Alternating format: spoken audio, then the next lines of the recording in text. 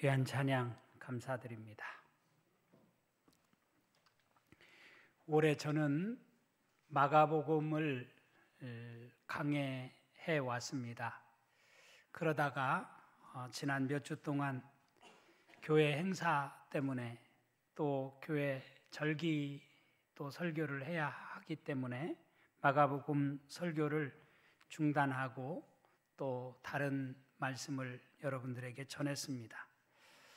이제 이번 주부터 다시 몇 주 남지 않았지만 마가복음의 말씀을 함께 나누면서 마가복음을 마무리하려고 합니다.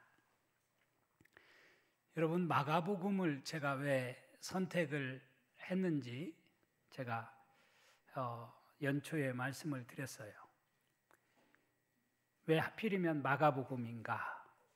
물론 마태복음의 말씀도 예수님의 말씀이고 누가복음도 또 요한복음도 복음서의 말씀이 다 예수님의 말씀이고 다 하나님의 말씀이죠. 그렇지만 마가복음을 선택한 이유는 그래도 마가 기자가 쓴 이 마가복음은 예수님의 말씀에 더 가까이 더 근접해서 예수님이 이제 공생애를 마치고 하늘로 승천하신 이후에 그래도 가장 먼저 기록된 책이기 때문에 우리가 마가복음을 통해서 예수님의 삶을, 예수님의 행적을 우리가 함께 나누는 것이 의미가 있겠다는 차원에서 제가 마가복음을 선택했다고 말씀을 드렸습니다.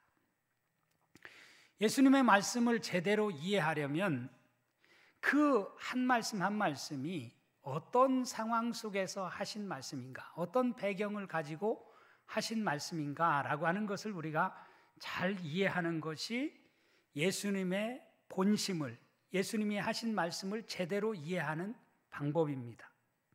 그렇지 않게 되어지면, 그렇지 않고 어떤 말씀을 하나만 딱 따다가 이렇게 이야기하게 되어지면 때로는 그 말씀이 우리에게 걸림돌이 될 때도 있고 그 말씀이 전혀 다른 의미로 우리에게 다가올 때가 있어요. 가령 마태복음 10장 34절에 보면 예수께서 내가 평화를 주러 온 줄로 아느냐? 내가 검을 주러 왔다. 예수님이 그런 말씀을 하셨어요. 여러분, 이 말씀을 어떻게 이해하세요? 예수님의 말씀이에요. 아니, 예수님이 평화를 주시러 왔지 무슨 검을 주러 와? 이해가 되지 않아요. 그런데 분명히 예수님이 하신 말씀이에요. 우리가 이 말씀을 어떻게 이해해야 되겠어요? 그 말씀을 하신 누구에게 그 말씀이 어떤 상황 속에서 하신 말씀인가라고 하는 것을 제대로 알아야만 그 말씀을 우리가 이해할 수 있단 말이죠. 오늘 본문도 마찬가지라고 생각합니다. 그러기에 오늘 본문을 바로 이해하려면 오늘 본문이 나와진 상황을 이해하는 것이 보다 더 중요합니다. 오늘 본문 바로 앞에 보면 예수께서 성전에서 제사하는 자들을 내쫓고 성전을 청결하게 하신 사건이 기록되어 있어요. 마가복음 11장 15절 이하에 보면 이렇게 말씀을 합니다. 그들이 예루살렘에 들어가니라. 예수께서 성전에 들어가사 성전 안에서 매매하는 자들을 내쫓으시며 돈 바꾸는 자들의 상과 비둘기 파는 자들의 의자를 둘러 엎으시며 아무나 물건을 가지고 성전 안으로 지나다님을 허락하지 아니하시고 이에 가르쳐 이르시되 기록된 바 내 집은 만민이 기도하는 집이라 칭함을 받으리라고 하지 아니하였느냐. 너희는 강도의 소굴을 만들었도다 하시매 대제사장들과 서기관들이 듣고 예수를 어떻게 죽일까 하고 꾀하니 이는 무리가 다 그의 교훈을 놀랍게 여김으로 그를 두려워함일러라 라는 말씀이 나옵니다. 난데없이 예수님께서 성전 안에 들어가셔서 성전 안에서 매매하는 자들, 매매한다라고 하는 것은 그 당시에 제사는 어떻게 지냈어요? 짐승을 이제 가지고 와서 그 짐승을 잡아 이제 제사를 지냈죠. 그런 짐승을 이제 가지고 와야 되는데 멀리서 오는 사람들은 짐승을 가지고 오지 않으니까, 가져올 수 없으니까 이제 성전 안에서 그 짐승을 사고 팔고 하는 그런 매매가 이루어진 거예요. 또 돈 바꾸는 사람들은 어떤 사람들이냐? 성전에 예배를 드리면서 제사를 하면서 성전에다가 내는 돈은 로마 화폐를 쓸 수가 없어요. 그러니까 그런 화폐를 가지고 온 사람은 유대의 화폐인 세겔로 바꿔서 하나님께 드려야 됐어요. 그러니까 성전 안에서 짐승을 매매하거나 또 돈을 바꾸는 그런 사람들의 상을 예수님이 성전 안에 난데없이 들어가서 그런 상을 뒤엎으면서 그들을 다 내쫓으셨다라고 말씀을 해요. 엄청난 일이죠. 굉장히 충격적인 뉴스입니다. 어떻게 예수가 지가 뭔데? 아마 유대인들은 그렇게 생각했을 거예요. 그래서 그 소식을 듣고 대제사장들과 서기관들이 그 소식을 듣고 예수를 어떻게 죽일까 생각을 하고 있는 그런 일들이 발생한 이후에 오늘 말씀이 나와진 것입니다. 그야말로 예수는 그 당시에 기존의 질서를 뒤흔드는 그런 일들을 행하셨구나라는 것을 우리가 짐작해 볼 수 있어요. 이런 일이 벌어진 다음에 오늘의 말씀은 그 사건이 어쩌면 빌미가 되어서 나와진 말씀이 아닌가, 우리가 그렇게 이해할 수 있어요. 오늘 본문에 보면 바리새인과 헤롯 당원은 당시 유대인들로서 매우 민감한 문제였던 세금 문제를 가지고 와서 예수를 어떻게 하면 이렇게 올무에, 함정에 빠뜨려야 되겠다라고 그렇게 생각을 한 것입니다. 본문 13절을 보세요. 그들이 예수의 말씀을 책잡으려 하여 바리새인과 헤롯 당 중에서 사람을 보냈다라고 말씀을 합니다. 여기 책잡는다는 표현은 덫을 놓는다라는 그런 말입니다. 마태복음에는 올무에 걸리게 하려고 라고 표현되어 있어요. 함정에 빠뜨리려고, 예수를 그야말로 곤경에 빠뜨리려고 찾아와서 지금 예수께 질문을 하는 것입니다. 여러분, 이러한 저들의 모습을 보면서 여러분은 어떤 생각이 듭니까? 혹시 여러분 말씀을 들으면서 이런 생각을 가지고 말씀을 듣는다면 여러분 설교가 은혜가 될까요? 안 되지요. 어떻게든지 설교를 책잡으려고 하면 은혜가 안 될 겁니다. 아무튼 바리새인과 헤롯 당원은 당시 유대 사회에 상반된 두 부류의 사람이라고 할 수 있어요. 그 중에 바리새인은 여러분이 잘 아시는 대로 하나님을 잘 섬기고 율법을 지키는 데 있어서 가장 열심 있는 그런 부류에 속한 사람이 그 당시에 바리새인들이었어요.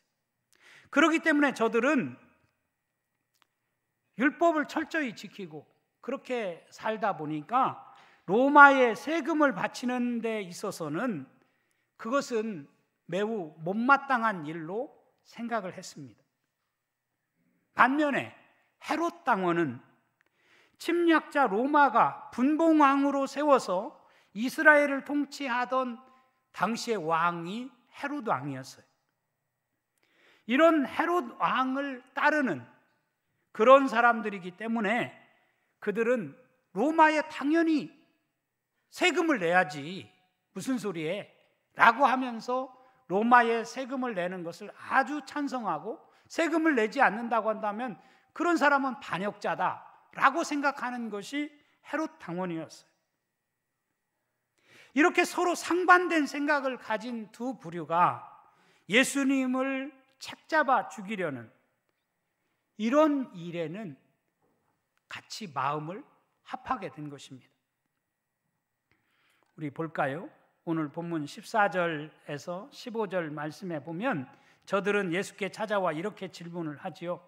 와서 이르되 선생님이여 우리가 아노니 당신은 참되시고 아무도 꺼리는 일이 없으시니 이는 사람을 외모로 보지 않고 오직 진리로서 하나님의 도를 가르치심이니이다. 가이사에게 세금을 바치는 것이 옳으니이까 옳지 아니하니이까 우리가 바치리이까 말리이까 한데. 저들은 예수께 와서 이렇게 질문을 하는 겁니다. 선생님은 진실하시며 사람을 겉모양으로 판단하지 않으시기 때문에 아무도 꺼리시지 않고 하나님의 진리를 참되게 가르치시는 줄 압니다. 이렇게 말을 이제 시작을 하는 거예요. 얼마나 예수님을 굉장히 높이는 것 같은 그런 생각이 들지 않습니까? 이렇게 사탕발림의 말을 하면서 예수에게 이제 접근을 해서 본격적으로 자신의 본심을 드러내는 것입니다. 본심이 뭐예요?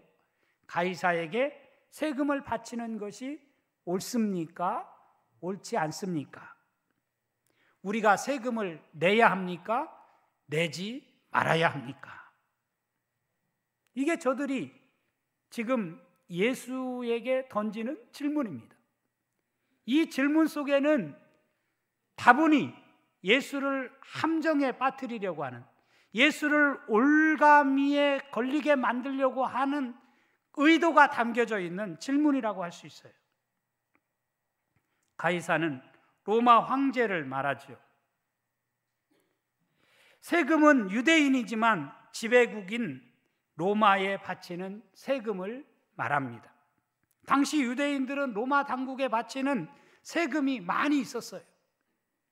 대표적인 세금이 뭐냐면 우리가 농사를 지어서 추수를 하게 되어지면 소출의 10분의 1을 지세로 로마에 바쳐야 했습니다.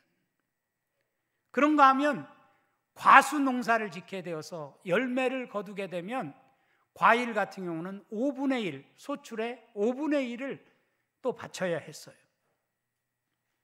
그런가 하면 모든 세의 소득의 1%를 또 소득세로 바쳐야만 했습니다. 그것으로 끝나는 것이 아니라 전 국민은 모두가 다 인두세라고 해서 사람마다 세금을 또 바쳐야 했어요. 이 인두세는 남자는 14세부터 65세까지, 여자는 12세부터 65세까지 모두가 다 한 데나리온씩 인두세를 내야만 했습니다. 당시 한 데나리온이라면 화폐로 노동자 하루 품삯이 바로 한 데나리온이었습니다. 이것이 유대인들이 당시에 부담을 해야 하는 세금입니다. 또한 유대인들은 또 어떤 세가 있었느냐면 성전세가 있었어요. 성전세는 20세가 되면 1년에 반세겔씩 또 성전에 성전세를 내야만 했습니다. 반세겔이란 노동자의 이틀 품삯이 바로 반세겔입니다. 이처럼 유대인들은 성전에 바치는 성전세, 로마 당국에 바치는 인두세, 또 여기에 소득세, 지세, 뭐 이런 세금들이 너무너무 많아서 얼마나 고통스러운 삶을 살았는지 모릅니다. 그렇기 때문에 당시 유대인 중에서 바리새인들은 로마 당국에 바치는 인두세를 내는 것을 강력히 반발을 했습니다. 그들은 로마 당국에 협조하며 세금을 내는 것을 반역자라고 생각을 했어요. 그러니까 지금 여기 예수님의 말을 책잡으려고 온 사람은 인두세를 내는 것을 반대하는 바리새인이 있는 것이고, 또 그와 반면에 헤롯 땅 사람은 무슨 소리야, 전 국민이 당연히 인두세를 내야지 하면서 인두세를 내지 않으면 유대인의 반역자다라고 주장하는 헤롯 당원이 지금 예수께 함께 와서 지금 예수에게 질문을 하고 있는 것입니다. 이런 상황 속에서 만약 예수께서 인두세를 내라고 하면 어떻겠어요? 당장 바리새인들이 반발할 것이죠. 그와 반대로 인두세를 내지 마십시오, 이렇게 예수님이 주장하면 어떻겠어요? 당연히 헤롯 당원들이 아마 예수를 붙잡아 가려고, 반역자라고, 그거 보라고 그렇게 이야기할 것입니다. 참 예수가 이러지도 못하고 저러지도 못할 함정을 파놓고 지금 예수를 책잡으려고, 올가미로 저를 꼼짝도 못하게 하려고 지금 예수께 찾아와서 질문을 한 것입니다. 저는 이 모습을 보면서 참 일제강점기 우리나라에서도 어떤 일이 벌어졌어요. 일제가 민족 말살 정책을 펼치면서 창씨 개명을 하도록 했고, 또 그런가 하면 우리 그리스도인들은 도저히 받아들일 수 없는 신사를 참배하도록 강요를 했습니다. 이런 속에서 정말 우리 믿음을 지켰던 선조들의 신앙, 참 훌륭한 신앙을 가지고 있었구나라는 것을 다시 한번 생각하게 되어져요.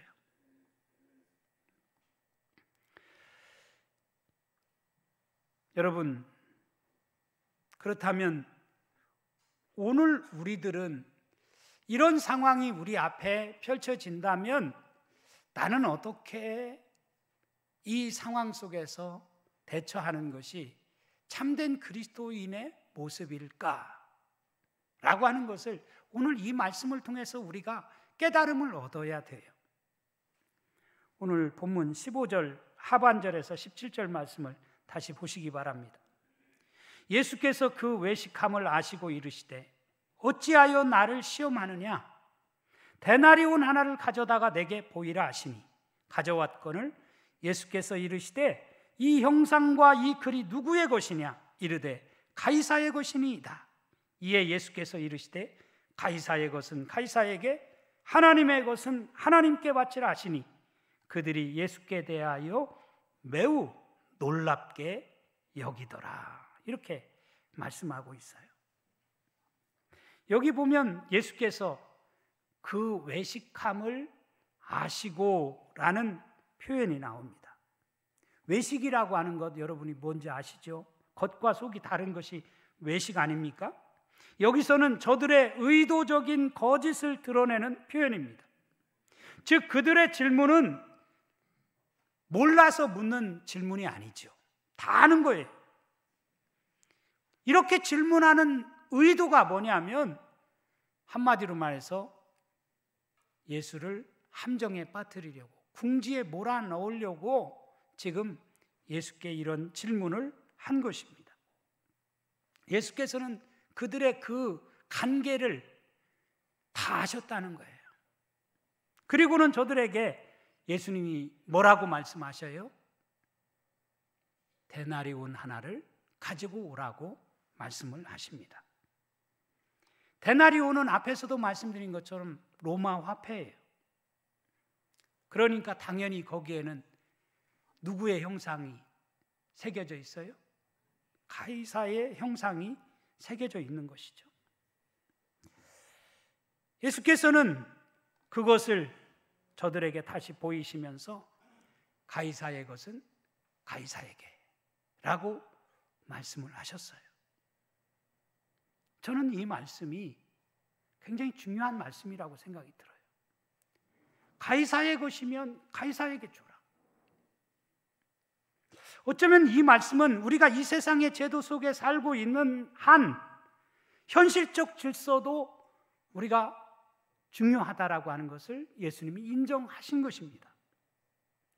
물론 우리는 하늘의 백성이지만 땅에서도 책임을 다하는 존재로 살아가야 하는 거예요.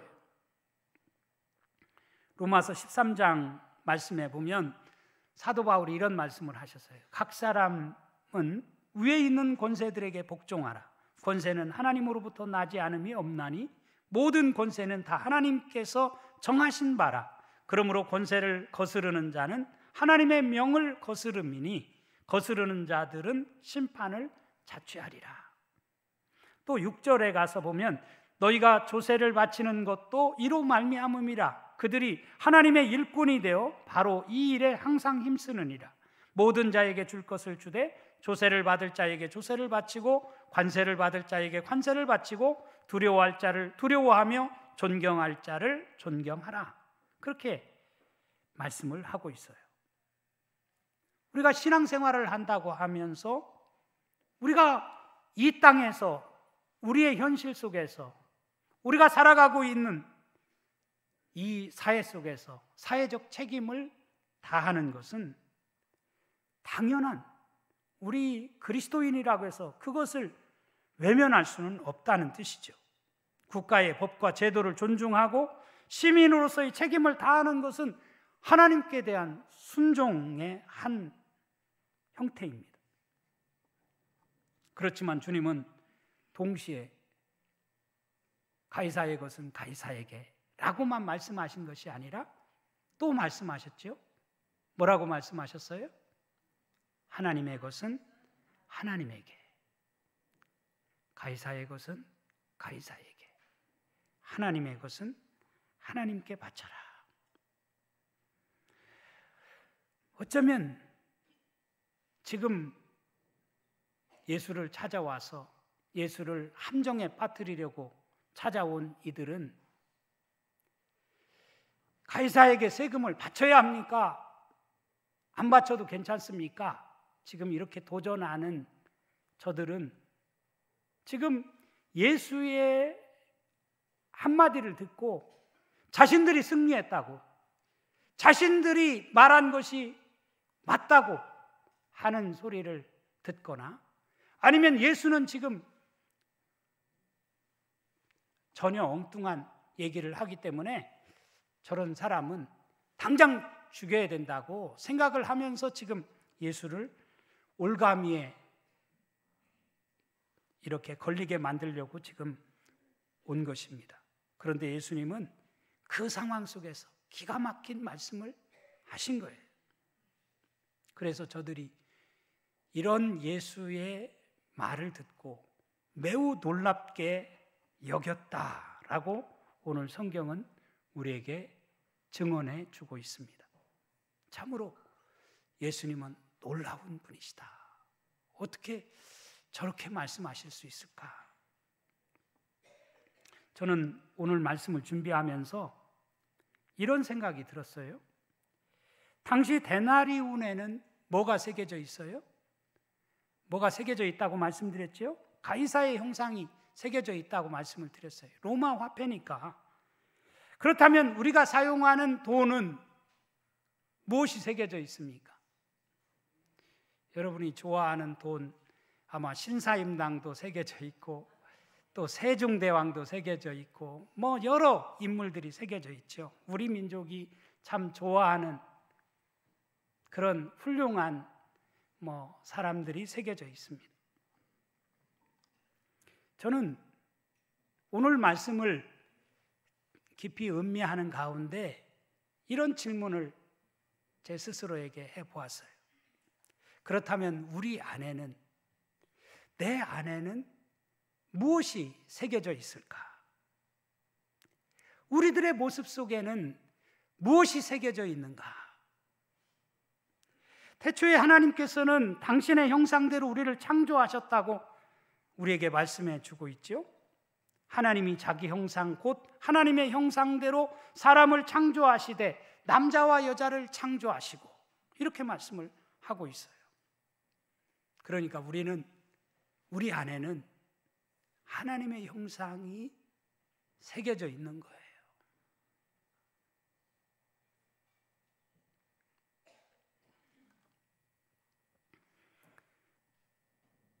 우리는